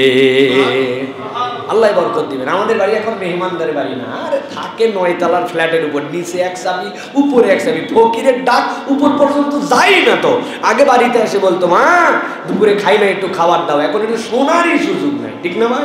আল্লাহ কি হেফাজত আমাদের কি করছে, আলহামদুলিল্লাহ বলেন। ও বাবা, কেউ আলহামদুলিল্লাহ বললো না। প্রিয় ভাইয়েরা, তা আপনি ফকিরকে খুঁজে নেবেন, মেহমানকে খুঁজে নেবেন, পাশের বাসার মুখ দেখা দেখি হয় না, কতকাল একসাথে থাকে, আরে কোনোদিন তার স্ট্যাটাসে সে আছে, উমুকের স্ট্যাটাসে উমুকে আছে।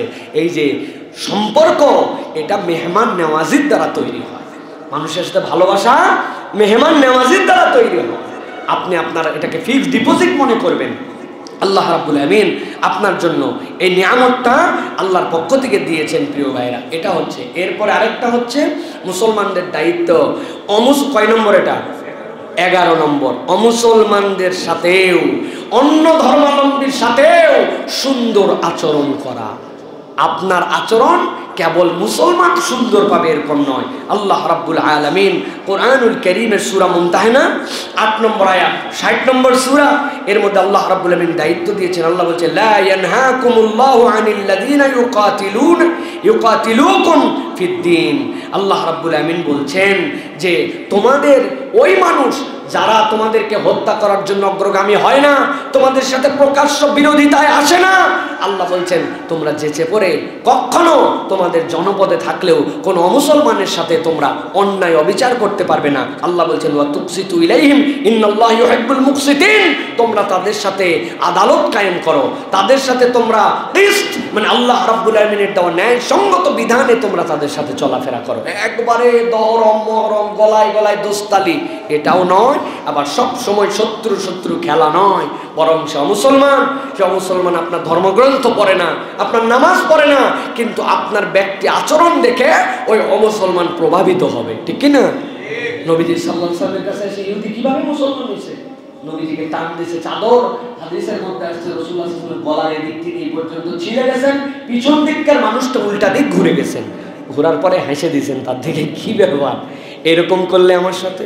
আল্লাহু আকবার। ওমর রাদিয়াল্লাহু তাআলা দেখছেন, হাদিসের মধ্যে আসছে ওমর রাদিয়াল্লাহু তাআলার বুকটা উঁচু হয়ে গেছে, কি পরিমাণ রাগা রাখছেন, তাহলে এক্ষুনি শেষ করে দিব।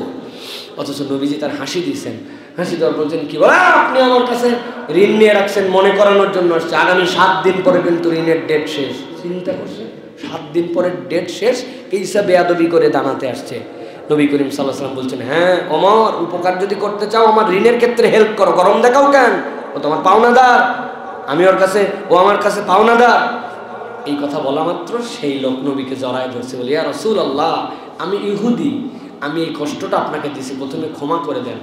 ধর্মগ্রন্থের মধ্যে লেখা ছিল শেষ জামানায় যে পয়গম্বর আসবেন সকল নবীর যা ধৈর্য হবে মুহাম্মদ মুস্তাফা সাল্লাল্লাহু আলাইহি ওয়াসাল্লামের ধৈর্য তার থেকে বেশি হবে। আজকে প্রমাণ হয়ে গেছে যে আপনার থেকে ধৈর্যশীল কেউ নাই। এটা আমি টাকা নেওয়ার জন্য আসি নাই, পরীক্ষা করে দেখলাম যে আপনি কি ট্রু প্রফেট কিনা, প্রমাণ হয়ে গেছে, আমাকে শাহাদা পাঠ করার। সুবহানাল্লাহ। ওই লোক এই ইসলামের সৌন্দর্য ব্যক্তির প্রকাশে মুসলমান হয়েছে, আর এখন আমরা টাউল বাটপার 2 নম্বর ধোঁকাবাজ মিথ্যুক মুসলমান মানে এই ধরনের আচরণ। এটা কেমন কথা প্রিয় ভাইরা? প্রবাসে আমাদের ইলিশ বন্ধ হয়ে গেছে, প্রবাসে আমাদের চিংড়ি মাছ নেওয়া বন্ধ করে দিচ্ছে। কারণ কি? চিংড়ি মাছের মতো ওরা টেস্ট করে দেখছে, 2 ঘন্টা জাল দেওয়ার পরেও চিংড়ি মাছ গলে না। একই দেশের মাছ রে, টেস্ট করে দেখছে চিংড়ির একটু ওজন বাড়ানোর জন্য পেটের মধ্যে ইনজেকশন দিয়ে জেলি ঢুকায় দেয়।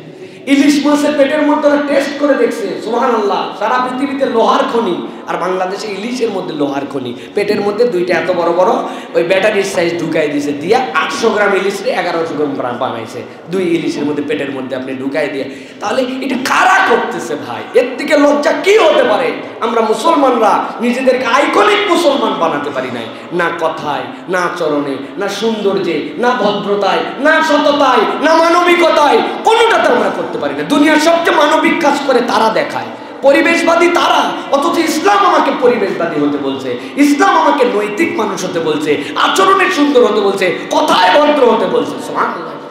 অথচ আমরা এগুলা করলাম না। সর্বশেষ আল্লাহ রাব্বুল আলামিন 5 শ্রেণীর মানুষের সাথে, না 6 শ্রেণী, আল্লাহ বলছেন হে নবী 6টা লোকের সঙ্গ আপনি ত্যাগ করবেন। কয়টা লোক? এই 6 শ্রেণীর মানুষের সাথে আপনার উঠা বসা চলা ফেরা, দহরম মহরম, খাই খাতির, আড্ডাবাজি, এগুলো চলবে না। এটা আমার আজকে শেষ পয়েন্ট। আল্লাহ রাব্বুল আলামিন সূরা কলম, এই কলমের মধ্যে 3টা বলেছেন, আর সূরা হচ্ছে কাহাফ, সূরা কাহাফের মধ্যে আল্লাহ রাব্বুল আলামিন বাকি 3টা বলেছেন। আমি সংক্ষেপে বলি ভালো করে, এটার উপরে ডিটেলস আল্লাহ যদি আমাকে হায়াতে রাখেন তাহলে এই 6টা শ্রেণীর উপর আলাদা একটা খুতবা দেব ইনশাআল্লাহ। ভালো করে আজকে শুধু সংক্ষেপে বলি। আল্লাহ বলছেন ওয়ালা তুতি'উ কুল্লা হাল্লাফিম মাহিন। 1 নম্বর, আপনি তাদের সাথে চলবেন না, তাদেরকে অনুসরণ করবেন না যেই মানুষেরা কথায় কথায় কসম করে, কারণে অকারণে, প্রয়োজনে অপ্রয়োজনে কসম করে, কারণ নাই কেবলমাত্র আল্লাহ শপথ করতেই থাকে, তার সাথে আপনার সম্পর্ক নাই। 2 নম্বরে বলছেন হাম্মাজিম মাশাইম বিনামিম। এই মানুষগুলা চগলখোর, ঘুরে ঘুরে একজনের কথা আরেকজনের কাছে লাগায়। আপনি বুঝবেন যে এই লোক আপনার বন্ধু, সে যে অপর বন্ধুর কথা আপনার কাছে বলছে, আপনি নিশ্চিত হবেন আপনার কথাটাও সে অন্যের কাছে বলবে। আল্লাহ বলছেন চগলখোরের সাথে আপনি সম্পর্ক রাখবেন না। এরপরে বলছেন মান্নাইল লিল খাইরি মুরতাদিন আসিম। অবাধ্য, ভালো কাজে বাধা দেয়, ভালো কাজে বাধা দেয়, ইসলামের কাজ পছন্দ করে না, ইসলাম পছন্দ করে না, এরকম লোক, গোষ্ঠী, পার্টি, দলের সাথে আপনার সম্পর্ক থাকবে না। এই জন্য আল্লাহ রাব্বুল আলামিন এটা আমাকে নিষেধ করেছেন। এরপরে বলছেন উতুল্লিন বাদা যালিকা জানিম। আল্লাহ বলছেন এদের স্বভাব রূঢ়, কেবল স্বভাব রূঢ়ই নয়, এই মানুষগুলা হচ্ছে কুখ্যাত চরিত্রের। আল্লাহ বলছেন এদের সাথে সম্পর্ক থাকবেন। তাহলে এখানে পাইলাম কি? কথায় কথায় কসম, আল্লাহর কিরা, হ্যাঁ আল্লাহর কসম, কাঠের কসম, চোখের কসম, দোকানের টেবিলের কসম, যা পাইছে সামনে তার, বাচ্চার কসম, মাতার কসম, টুপির কসম, আন্ডারওয়ারের কসম, আছে না? মানে কসম করতে করতে কোনো কিছু বাদ দেয় না, ওখানে কসম আর কসম। অধিক কসমকারী, এর সাথে কোনো সম্পর্ক থাকবে না। এরপরে ঘুরে ঘুরে নিন্দা করে, এই নিন্দাকারীর সাথে সম্পর্ক থাকবে না। আর একটা কি? পাপিষ্ঠ, সীমা লঙ্ঘনকারী। আল্লাহ বলছেন কুখ্যাত, রূঢ় স্বভাব। এই সকল মানুষের সাথে কেন সম্পর্ক রাখা যাবে না? এটা মুফাসসিরিনে কেরাম ব্যাখ্যা করেছেন। এই স্বভাবগুলা মানুষের মধ্যে সংক্রমিত হয়। কি হয়? কসমওয়ালার সাথে চলতে চলতে আমার বাচ্চা এসে একদিন বলছে আল্লাহর কিরা, আমরা তারপর আমার বাড়িতে বেটা এরকম কথা জীবনে আমরা বলি না। তুই আল্লাহর কিরা শিখলি কোন জায়গায়? কে জানি বলছে, বাইরে গেছে, স্কুলে গেছে, আল্লাহর কিরা। আল্লাহর কিরা আমাদের শব্দই না, আল্লাহর কসম কসম বলি। কিরা কি জিনিস দেখে আমার পিচ্চিটা বলতেছে আল্লাহর কিরা করে বলতেছে, বাবা বলে আরে কি ডেঞ্জারাস। তাইলে এইটা মানুষের মধ্যে সংক্রমিত হয়। তারপরে এই যে মানুষের মধ্যে যে চগল করি সংক্রমিত হয়, রূঢ় স্বভাব, কুখ্যাত এই চরিত্র মানুষের মধ্যে সংক্রমিত হয়। অতএব এটার সাথে মেশা যাবে না। আর আল্লাহ রাব্বুল আলামিন সূরা কাহফের মধ্যে বাকি তিনটা বলেছেন। আল্লাহ বলছেন ওয়ালা তুতি মান আগফালনা কলবাহু, যার হৃদয় আল্লাহর জিকির থেকে আন যিকরিনা বঞ্চিত, আপনি তার সাথে থাকতে পারবেন না। 2 ঘন্টা একসাথে চলে, একবার আস্তাগফিরুল্লাহ বলার মতো পরিবেশ তৈরি হয় না। এমন কোনো আলাপ হয় না যেখানে সুবহানাল্লাহ বলবে, এমন কোনো আল্লাহর স্মরণের আলোচনা হয় না। অথচ সুপার আড্ডাবাজি, নোংরামি, বাজে কথা, বিশ্রী কথা। 2 ঘন্টা বসে আছে, 3 ঘন্টা বসে আছে, বন্ধুর সাথে আড্ডা দিচ্ছে, একটু আল্লাহর জিকির নাই। আছে না ভাই আড্ডাবাজি? আল্লাহ রসুলকে আল্লাহ বলছেন ওয়ালা তুতি মান আগফালনা কলবাহু আন যিকরিনা। সাইর স্টুলগুলো কি আল্লাহর জিকিরের মজলিস না? ওটা তো গীবত কমিটির সেন্টার। আমি তো সবসময় বলি গীবত সেন্টার ওইটা, সমাজ বিশৃঙ্খল করেছে এই জায়গাগুলো। আল্লাহ বলছেন 2 নম্বর ওয়াত্তাবা হাওয়া, যারা মন পছন্দ জিন্দেগি চালায় আপনি তাদের সাথে সম্পর্ক রাখবেন না। আল্লাহর সাথে সম্পর্ক নাই, ওনার দিল যা চায় ওইরকম ইসলাম পালন করে, ওই লোকের সাথে আপনি সম্পর্ক রাখবেন না। আর 3 নম্বর ওয়াকানা আমরুহু ফুরুতা, অবাধ্য পাপাচারী। কি বলেন শব্দটা বলেন, মানে কি ভাই? এটা মানে কি অবাধ্য পাপাচারী মানে? ভাই নামাজ পড়েন ভাই, নামাজটা বাদ দিয়েন না। ও মাথা নিচু করে বলতেছে ভাই পড়ি ভাই, মাঝে মাঝে পারি না, পড়া উচিত রে ভাই, ইনশাল্লাহ চেষ্টা করবো। এটা একটা বক্তব্য। আরেকজনকে বলছেন এই নামাজ পড়ো না কেন? নামাজ পড়ি কি না পড়ি এটা আমার ব্যাপার, এত বলা লাগবে কেন? যখন হুকুম হয় তখন আমি পড়বো। ওরে বাবা, আছে না ভাই? আল্লাহ বলছেন ওয়াকানা আমরুহু ফুরুতা, এই চরিত্রটা হচ্ছে গুনাহ করে তার উপর আবার হেডাম দেখায়। আছে না? হেডাম দেখায় তার উপরে, হ্যাঁ রাখবো না রোজা, করলাম না ইসলাম। এই যে আল্লাহ বলছেন এই চরিত্র যার, তার সাথে আপনি থাকবেন না। তাহলে এখানে আমরা 6টা বিষয় পেলাম একটা পয়েন্টের আলোকে। অতএব প্রিয় ভাইয়েরা, আমরা যদি সামারি করি তাহলে আমরা দেখব আদেশের দিক, বর্জনের দিক। আদেশের দিক অধিকাংশই নম্র হওয়া, নিজে লজ্জাশীল হওয়া, কথাবার্তায় শালীন হওয়া, চলাফেরায় শালীন হওয়া, মানুষের প্রতি দয়াদ্র হওয়া। নিষেধাজ্ঞার দিকগুলা কি পাবো? নিষেধাজ্ঞার দিকগুলো আমরা পাবো যে আমরা যেন কখনো মানুষকে কথায় কষ্ট না দেয়, রূঢ় স্বভাব না হয়, বাজে মানুষের সাথে না মিশি, আমরা যেন দুনিয়ার বুকে অমুসলমানদের সাথেও খারাপ আচরণ না করি। এই যে আল্লাহ রাব্বুল আলামিন নির্দেশনা দিলেন। সর্বশেষ একটা জিনিস আমি আপনাদের কাছে বলতে চাই, যেটা এখন বাংলাদেশে খুব চলতেছে, এই জিনিসটার থেকে আমাদের বেঁচে থাকতে হবে। আমরা যেন কেউ কাউকে উপহাস না করি। কি ভাই? উপহাস করা, ট্রল। কি করা? ট্রল করা। সুযোগ পাইলাম তাকে আমি ট্রল করলাম। আল্লাহ সূরা হুজুরাত 11 নম্বর আয়াতের মধ্যে ট্রল করতে নিষেধ করেছেন। আল্লাহ বলছেন ইয়া আইয়ুহাল্লাযীনা আমানু লা ইয়াসখার কওমুম মিন কওমিন আসা আন ইয়াকুনু খায়রাম মিনহুম ওয়ালা নিসাউম মিন নিসাইন আসা আন ইয়াকুননা খায়রাম মিনহুন্না। আল্লাহ রাব্বুল বলছেন তোমরা মনে করতেছো আমরা ভালো, অমুকে খারাপ। ছেলেদের মধ্যে মেয়েদের মধ্যেও আমরা ভালো, অমুকে খারাপ। আল্লাহ বলছেন, আল্লাহ নিষেধ করলেন তোমরা একজন আরেকজনকে নিজেদেরকে উত্তম ভেবে অপরকে অদম ভেবে উপহাস করো না। এখন আমাদের সমাজে উপহাসের কালচারটা খুব বেশি, তাই না ভাই? কথায় কথায় আমরা উপহাস করি, আমরা ট্রল করি। সব পাগল ছাগল বসে আছে, বলি না আমরা ভাই? আমরা বক্তারাও অনেক সময় এমনভাবে ট্রিট করি, কত জ্ঞানী মানুষ বসে থাকে, আমার ভাবভঙ্গিতে মনে হবে আমি কেবল জ্ঞান নিয়ে বসে আছি। এমন 3টা প্রশ্ন করব, শব্দ থাকলে উত্তর দেন। ওরে বাবারে, বাহারুল এলেম, উনি ওই 3টা প্রশ্নই জানে, অথচ নিচের লোক হয়তো আরো বহু প্রশ্ন জানে। আর উপহাস হয়ে যায়, কথাবার্তায় মানুষকে আন্ডার এস্টিমেট করে ফেলি। এই চরিত্রটা ভালো না। মানুষকে যখন আমি মূল্যায়ন করব, সম্মান দিব, তখন সমাজ সুন্দর হবে। আর উপহাস করলে নিজেদের মধ্যে ভেদাভেদ বাড়বে। মেহেরবানি করে আমরা যেন উপহাসের চরিত্রে না যাই। আল্লাহ আমাদেরকে হেফাজত করবেন। আল্লাহুম্মা আমিন।